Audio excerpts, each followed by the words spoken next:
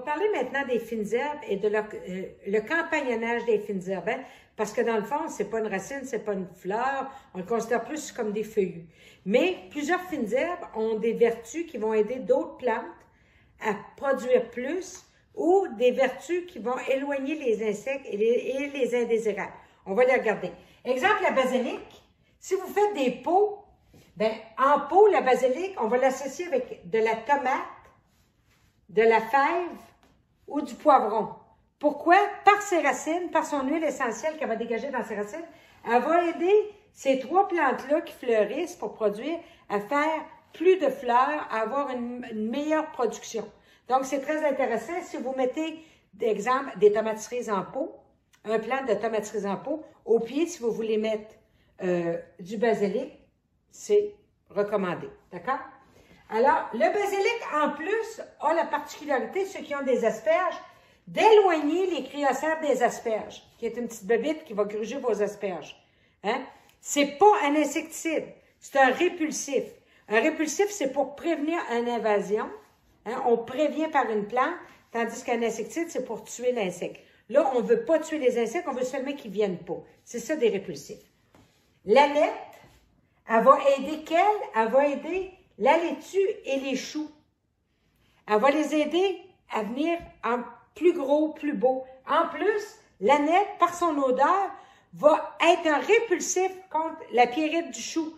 Les petits maudits papillons blancs là, qui viennent pondre, de se vider le trou sur nos choux, puis on vient bourrer plein de chenilles, tellement qu'on n'a pas besoin de faire cuire de steak avec notre salade de choux. Hein? On a déjà porté une.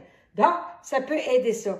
Et la laitue, je ne l'ai pas marqué ici, mais par son odeur, va éloigner les limaces des salades.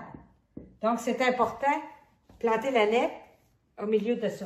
La ciboulette, elle va aider les carottes, OK, à se développer, mais surtout pas mettre ça à ras des tomates, parce que vous allez avoir beaucoup de feuilles puis beaucoup moins de fleurs. Puis la ciboulette, elle peut éloigner les pucerons.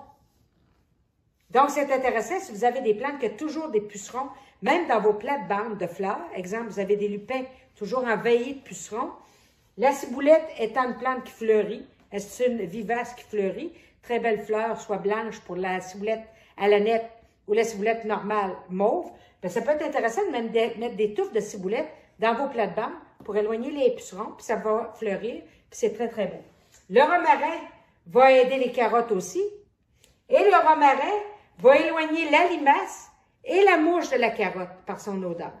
Donc, c'est important du romarin d'en mettre dans votre jardin ou au travers de vos plants d'hosta, si vous êtes en plate-bande de hosta. Pourquoi? Parce qu'elle va aider pour les limaces. Je ne dis pas que vous ne l'aurez pas.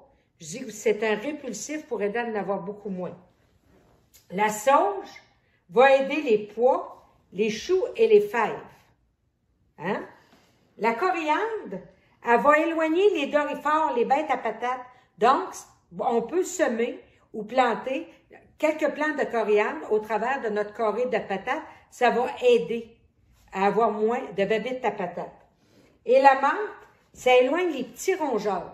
Si vous avez tendance à être bourré de petits mulots dans votre jardin qui viennent manger vos affaires, les petites fraises, hein, aussitôt qu'ils sortent, je ne dis pas de planter la menthe en pleine terre avant d'envahir vos fraises, mais on peut mettre à terre des pots de menthe au travers de nos fraisiers.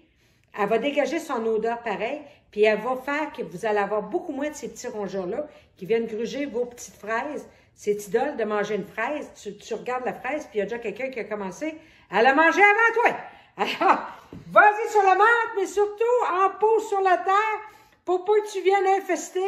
Parce que ça aussi, va te dire en affaire, tu vas te faire manger tes fraises, puis ça sera pas par les petits mulots. Là-dessus, bye bye.